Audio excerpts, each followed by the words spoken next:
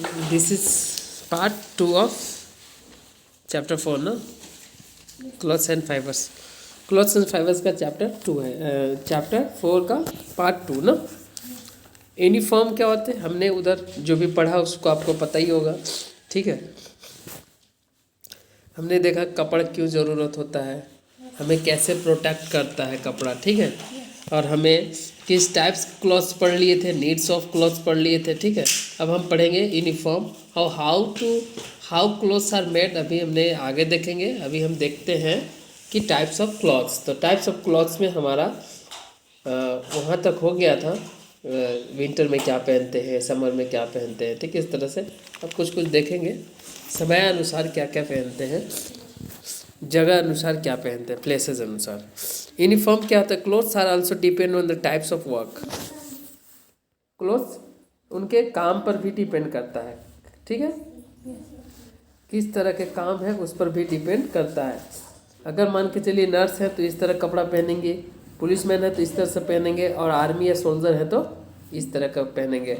अगर ये नर्स को आर्मी वाला पहना दिया, आर्मी वाला को इसको पहना दिया जाए तो इसी को लोग आर्मी समझ देंगे, ठीक है, और इसी को लोग नर्स समझेंगे, या इसी के लोग पुलिस समझना शुरू कर देंगे। तो आपको जो है यूनिफॉर्म जो है आपको पर्सनालिटी को बताता है, आपको पोस्ट को भी बताता है कि आप किस पोस्ट पे हो मोस्टली, ठीक है। This clothes tell about the work people do. और ये क्या बताता है आपको, किस तरह के आप काम करते हैं, वो आपको कपड़ा बताता है, ठीक है। यूनिफॉर्म बताता है। It is also called their uniform. उसी को हम क्या कहते हैं, यूनिफॉर्म कहते हैं। आप लोग यूनिफॉर्म पहन के जाते हो, इससे पता थोड़ा ना चलता है कि आप खेतों में काम करने जा रहे हो, इससे पता चलता है कि आप पढ़ने जा रहे हो। आपका काम क्या है, पढ़ना, स्कूल में जा रहे हो, इसलिए यूनिफॉर्म पहनते हो, ठीक है। ये हुई बात।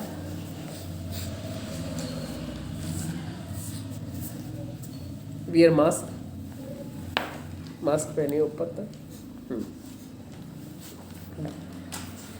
डोंट रिमूव मास्क, मास्क पहनो। ये तो 5 kg के लाया है, ये छोटा नहीं था तुम्हारे लिए, दूसरा खरीदवा पापा से। तो यूनिफॉर्म समझ में आ गया, उनको काम को शो करता है, ठीक है। इस तरह के कपड़ा को हम क्या कहेंगे, यूनिफॉर्म कहेंगे, ठीक है बेटा। People such a postman, lawyers, doctors, nurses, policeman, traffic policeman, soldiers wear uniform that helps in is recognisation them at work. उन्हें, ताकि उनके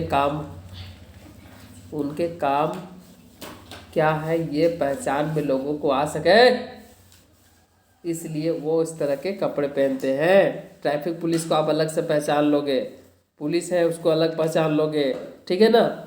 ट्रैफिक वाला वाइट पहनेगा तो आपको पता चलेगा वाइट वाला है, यानी ये ट्रैफिक पुलिस है। नर्स को आप पहचान लोगे, सोल्जर को आप पहचान लोगे, पुलिसमैन को पहचान लोगे। कैसे पहचानेंगे, उन पर लिखा हो नहीं है, बल्कि उनके आप ड्रेस सेंस से पहचानेंगे, उनके यूनिफॉर्म से पहचानेंगे आप, ठीक है।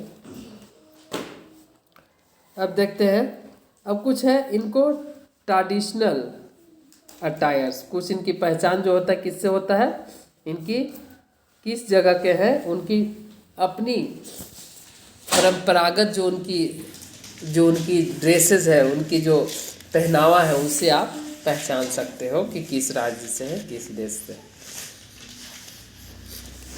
Traditional attires types of dress also depend on the area. अब इससे एरिया पर डिपेंड करता है। राजस्थानी है तो किस तरह का पहनेगा, गुजराती है तो किस तरह का है उसका, ठीक है। अभी तो आपने देखा कि उनको वक्त के अनुसार पहनते हैं, तो उसको हमने यूनिफॉर्म बोला। तो ट्रेडिशनल ड्रेसेस क्या कहलाएंगे, उनके प्लेसेस के अनुसार जब पहनेंगे वो किस जगह पर, किस एरिया में किस तरह के कपड़े पहनते हैं, ठीक है ना। ये हुई बात।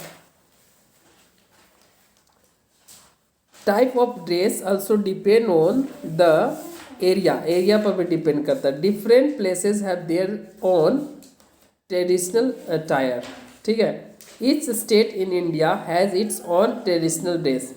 हर भारत के हर राज्य में एक अपनी उनकी ट्रेडिशनल ड्रेसेस हैं, ठीक है। For example the clothes owned by people इन राजस्थान। अब जो राजस्थान के लोगों द्वारा पहने जाने वाले जो कपड़ा है वो क्या है, Rajasthan are different from those worn by people in Punjab. और जो पंजाब में पहनेंगे उनसे क्या होगा, डिफरेंट होगा। तो पता चल गया ना, पंजाबी लोग क्या पहनेंगे, पंजाबी कुर्ता पहनेंगे, तो उससे पता चल जाएगा कि पंजाबी है, ठीक है। और राजस्थानी किस तरह से पहनेंगे, सलवार पहनेंगे, ठीक है। महिलाएं साड़ी नहीं पहनेंगी, ज़्यादा सलवार पहनेंगी, तो उससे पता चल जाएगा कि वो क्या है, वो उस जगह के है, ठीक है। तो इस तरह से कपड़ा उनका जो ट्रेडिशनल जो ड्रेसेस है उनका एरिया को भी शो करता है, ठीक है। पगड़ी बांधेगा, आपको पूरा ढीला कपड़ा लॉन्ग सूट पहनेगा, ठीक है। तो इस तरह का पहनेंगे तो आप समझोगे कि पंजाब का है, इसका पंजाबी ड्रेस है। तो इस तरह के चीज़ें हैं जो आप उनको जान सकते हो। हाउ क्लोथ्स आर मेड, अब देखते हैं कि क्लोथ्स कैसे बनाए जाते हैं। Early human use to wear clothes made of leaves and branches of tree. पहले के लोग क्या करते थे बेटा, प्राचीन लोग, जब हम असभ्य थे, हम अभी क्या हो गए हैं, सभ्य हो गए हैं। जब हमें खाने के तरीका पता चल गया, जब हमें कपड़ा पहनने का पता चल गया, जब हमें रहने का पता चल गया, जब हमें बात करने के तरीका पता चल गया, तो हम सभ्य हो गए। नहीं तो हम असभ्य थे, हम में सिविलाइजेशन नहीं थी, हम एक जानवर के समान थे। अब हम, पहले के लोग क्या थे, पहले जब स्टार्टिंग में जब लाइफ स्टार्ट हुआ होगा तो कुछ कपड़ा नहीं था उनके पास, कुछ खाने का तरीका उनके पास नहीं था। जब कपड़ा नहीं रहेगा तो जानवर समान ही कहलाएगा ना। तब वो जब सीख गए कि नहीं, हमें अपने अंग को, अपने पार्ट्स को ढकना चाहिए, तो उन्होंने स्टार्ट किससे किया, पत्तों से और ब्रांचेज ऑफ ट्री। क्या किया, पत्ते से, बार्क से भी ढकते थे, बार्क बोले तो छाल से भी ढकने शुरू किए थे, ठीक है। केला का पत्ता को लपेट लेते थे। तो इस तरह से स्टार्टिंग लोग पहनना शुरू किए थे। आज हम इस तरह हर प्रकार का वैरायटी क्लोथ्स पहन रहे हैं। यूनिफॉर्म कब पहनना है, फैंसी ड्रेस कब पहनने हैं, पार्टी में जाते वक्त क्या पहनना है, भाई के शादी में जा रहे हैं तो कौन सा पहन के जाना है, हैं? तो इस तरह के ड्रेसेस पहन रहे हो, है ना। Variety types of dresses you have, yes या नो। अभी क्रिकेट मैदान में जा रहे हैं तो कौन से पहनेंगे, फुटबॉल खेलने जा रहे हैं, जॉगिंग करने जा रहे हैं तो कौन से पहनेंगे। जो पहले के क्या था, ऐसा नहीं था, टाइप्स ऑफ क्लॉथ्स नहीं थे, इसी तरह से पहन लेते थे। They also use to cover their body using animal skin. और ये बल्कि उतना ही से काम समाप्त नहीं होता, सिर्फ लिप्स को ही नहीं लपेटते थे, या छाल को ही नहीं, बांस को ही नहीं पहनते थे, ब्रांचेज ऑफ ट्री को ही नहीं लपेटते। ब्रांचेज ऑफ ट्री मतलब यहाँ पे ऐसे ऐसे ब्रांचेज ऑफ ट्री, ऐसे गोल है, और इसको ऐसे ऐसे ऐसे ऐसे ब्रांचेज ऑफ ट्री, इसको पहन लेते थे, ऐसे लपेट लेते थे, ठीक है। अब उतना से काम नहीं चला, ये क्या करते थे, जानवरों को, मारा हुआ जानवरों को या मारते थे, उसके स्किन को लपेट लेते, उसके छाल को, उसके चमड़ा को पहन लेते थे। Are you getting my point, समझ रहे हो, तो ऐसे होती थी। In present times difference materials, अब अभी जो है हर प्रकार के materials, fibre use to make weave clothes, clothes बनाने के लिए हर प्रकार का फाइबर का यूज किया जा रहा है। अब फाइबर मैंने पहले ही बताया था, फाइबर क्या था, फाइबर तंतु, और तंतु मतलब सबसे छोटी इकाई, जिससे हम पहले क्या बोलेंगे, सबसे छोटी इकाई। अब इससे बाद में हम क्या बोलेंगे, थ्रेड बनाएंगे। अब थ्रेड को मशीन में ले जाके या किसी तरह से उसको वीव करके, बुन के हम कपड़ा को बनाएंगे, और उस कपड़ा जब तैयार हो जाएगा क्लॉथ, तो उसको हर प्रकार का आप ड्रेसेस बना सकते हैं। Got it? Yes. This can be made, man-made or machines-made. Different dresses such as shirts, pants, suits, frocks, skirts, etc. can be stitches using the cloths. Clothes को ही यूज़ करके सब हम बनाते हैं कि नहीं, क्या क्या, शर्ट्स बनाते हैं, पैंट्स बनाते हैं, सब क्या वो मैन मेड कहलाएंगे, ठीक है। मनुष्य इसको बनाता है, ठीक है बेटा, तो ये हुई बात आपको।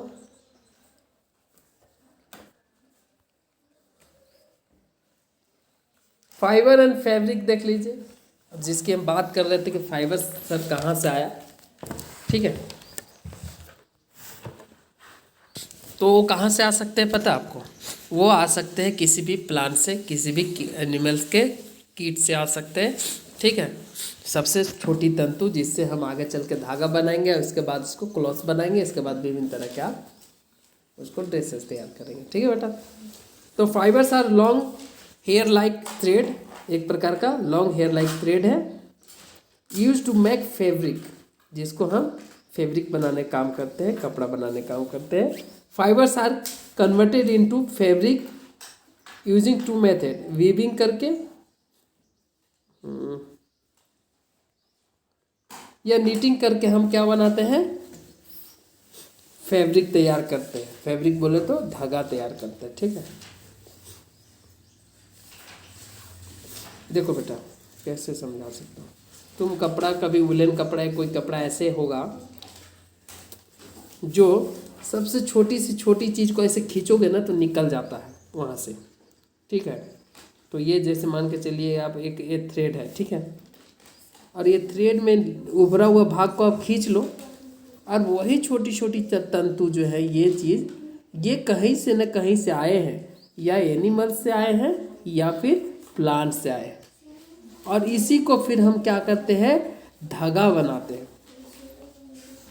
तो फाइबर्स कैसा होता है, fibres are long hair like thread, एक तरह के बाल नुमा, बाल जैसा पतला होता है, और ये थ्रेड के रूप में थ्रेड बनाए जाते हैं। फिर इससे मतलब थ्रेड बनाए जाएंगे, थ्रेड बोले तो फैब्रिक, फैब्रिक बोले तो क्लॉथ भी बोल सकते हो, ठीक है।